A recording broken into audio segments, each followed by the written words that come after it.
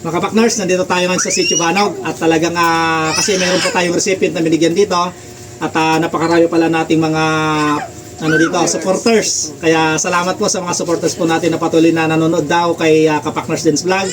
Pinapanood nila yung mga video natin at salamat naman at nandito ro yung mga kapakners po natin na patuloy na nakasuporta kay Kapakners Dance Vlog. Salamat.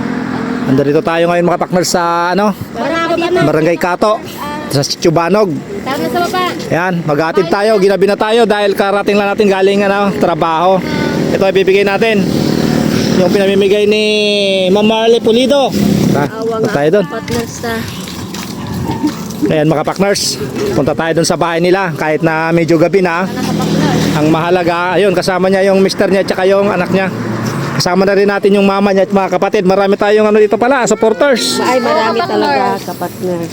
Solid kapakners na siya ngayon. Ayan, tignan nyo naman yung mga pinupunta ni Kapakners. Gabing-gabi na pero ayan ang kapakner natin, no? Maasahan 24/7. Ay, pasensya ka na sa bahay nila kapakners. Okay lang yan. Yan nga yung gustong-gusto ko eh.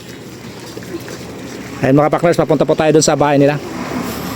Ito pala yung sa kanila. Pagawa yung bahay niya. Talagang deserve na deserve mga kapakners yung mabibigyan natin. Wow. Yung bahay niya. Ito yung bahay nila. Gusto niyang ipagawa, wala man. Hindi, okay lang yan. Ganyan talagang buhay. Basta't may buhay, may pag-asa. Oh.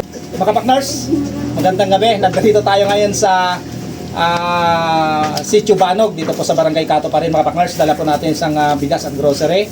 Na ito ay mula kay Ma'am Marley Pulido. Ma'am Marley Pulido, maraming salamat po sa bigay niyo pong bigas at grocery para kay Jean Lucero. So ang ma-interview po natin ngayon ay yung kanyang beloved husband. At maraming salamat po sa iyo ma'am sa patuloy na pagsuporta po ninyo sa ating community support. Na bagamat ginabi na po si Kapakners ay talagang pinagpatuloy po natin yung ating tungkulin. May pabot lamang po yung papangailangan po natin mga kabarangay. So, Brad, ito, pinamimigay po ni Ma'am Marley Pulido. Pasalawatan muna lang po. Maraming salamat po Ma'am Marley Pulido sa Lucero sa grocery sa bigas na binigay niyo sa amin. Maraming salamat po. Malaking bagay po na binigay niyo sa amin. Sa lahat po. Ayan Ma'am Marley Pulido, ihabot na po natin yung bigas at grocery kay Jane Lucero dito po sa Barangay Kato. Dito pa rin po sa Sitio Banog mga kapakners. At maraming salamat sa ibinigay niyo pong bigas at grocery para po sa kanila. Dahil nakita niyo na po yung kanilang sitwasyon, talagang deserve po nila talaga na mabigyan po ng ganitong mga bagay mga kapakners.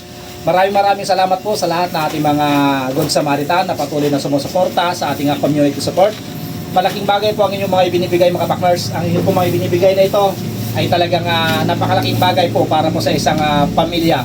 At alam niyo po mga kapakners, yung mga binibigay po ninyo, hindi po yan nasasayang. Talagang binibigay po natin doon sa mga talagang totoong nangangailangan kagaya ni kapakner po natin at si Jane na mayroon po siyang nararamdaman ngayon mga kapakners. At maraming salamat Ma'am Marley Pulido. Kami patuloy mo kami suportahan sa ating community support. At ayan mga kapakners, iabot na po natin yung pinibigay po ni Ma'am Marley Pulido na grocery at bigas. At salamat po sa patuloy na pagsuporta Ma'am Marley Pulido at thank you so much sa patuloy na pagsuporta mo sa community support po natin. Ginabi po si Kapakners dahil may trabaho po tayo kaya okay lang. Ang mahalaga ay naipabot na po natin yung ating pinamimigay natin mga buting Good Samaritan.